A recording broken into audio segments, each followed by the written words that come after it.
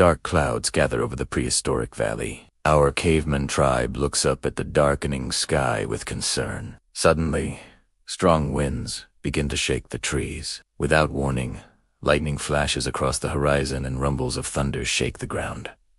Our tribe knows this is no ordinary storm. It's time to take action. Quickly, the men work together to tie down their new shelter with strong vines and heavy stones, while the women grab baskets of food and cover them with animal skins to keep them dry. This has been a long and hot summer. The last thing they need is for their food stores to be washed away by the coming deep. Women gather their small children clothes and rush them into the caves.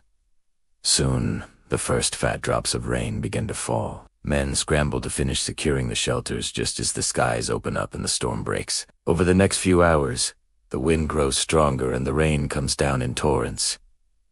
Trees are bent almost double under the onslaught of wind and rain. The river swells with rushing water, threatening to overflow its banks. Inside the cave, the fire almost dies out, but our hunters keep it alive by fanning the embers with dry grass. They pass around stones that have been warmed by the dying flames, using them as a makeshift torch in the darkness. It has been a long time since our tribe has seen such a violent storm. Will they survive the night? How will the world look when the sun rises again? Join us now as we journey back in time to experience life as our prehistoric ancestors did. The storm rages throughout the night. Our hunters push against falling branches, trying to keep the entrance to the cave clear. If it collapses, our tribe will have nowhere left to go. Women comfort frightened children who huddle close to them, listening to the thunder. Some pray to the sky spirits for protection and beg the storm to pass. In the morning, the rain and thunder begin to fade. Light filters through the cracks in the cave ceiling, signaling the end of the storm. Slowly, our tribe emerges from the caves. They step carefully out into the muddy valley. Many are bruised and scratched from the collapsing shelter, but thankfully, no one has been seriously hurt. The storm has passed, but now they must face the aftermath.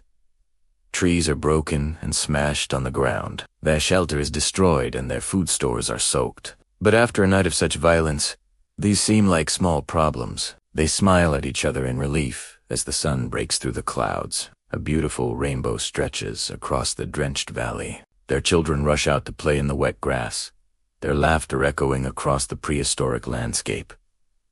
Life is good. For now, our hunter gathers berries and plants from the trampled ground. There is enough for everyone in the tribe, even though the storm destroyed some of their stores. One of the women notices something strange in the mud. She picks it up and brushes off the dirt to reveal a sharp, jagged stone. It looks like a normal rock at first, but then she sees that it has been shaped and sharpened by human hands long ago. It is an arrowhead.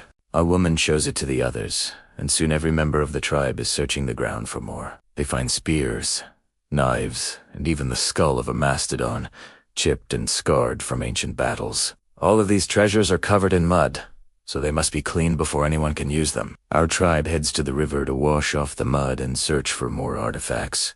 This is a dangerous task, because the river is swollen from the recent rains. As the water level rose, it carried away the soft earth on the riverbanks. Now, steep cliffs line the edge of the current, making it hard to get to the best fishing spots. Luckily, our tribe is prepared. Using vines and sharpened sticks, they make hooks and fish nets.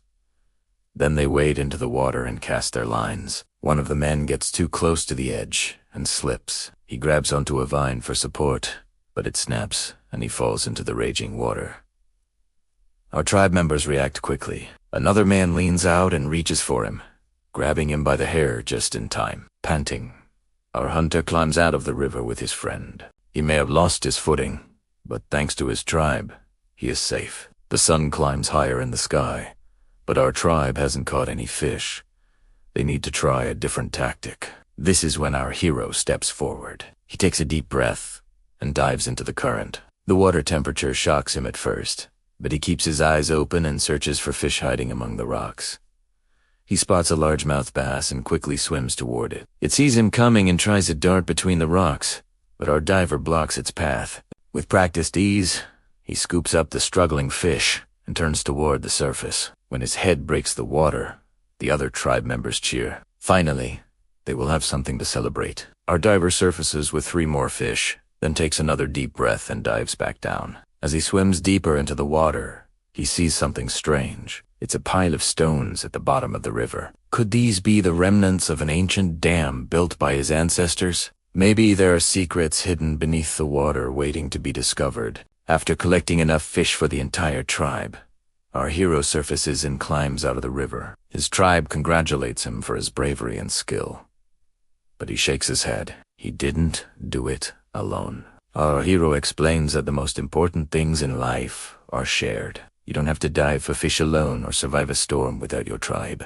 But what about those who watch from afar? How can they help the tribe? We're glad you asked. Gather round the virtual campfire and let us share a story. In the early days of YouTube, a creator named Rhett created a series called Good Mythical Morning. Every day he would welcome his viewers to the mythical kitchen and introduce a series of experiments and comedy sketches. With a sidekick Link, Rhett would blow things up, taste tests unusual foods and interview unsuspecting guests. And all the time, he would encourage his audience to subscribe and join the mythical community. Fast forward to today. Good Mythical Morning has over 16 million subscribers. And although Rhett and Link have grown their production quality and team size, they never forgot the importance of community. Rhett always said, "Subscribe so we can blow something up." Now he has millions of people to thank for the explosion of epic. But Rhett and Link aren't the only ones sharing their talents with the world. At the beginning of this video, you saw a carved stone that read, "Like, share, and subscribe."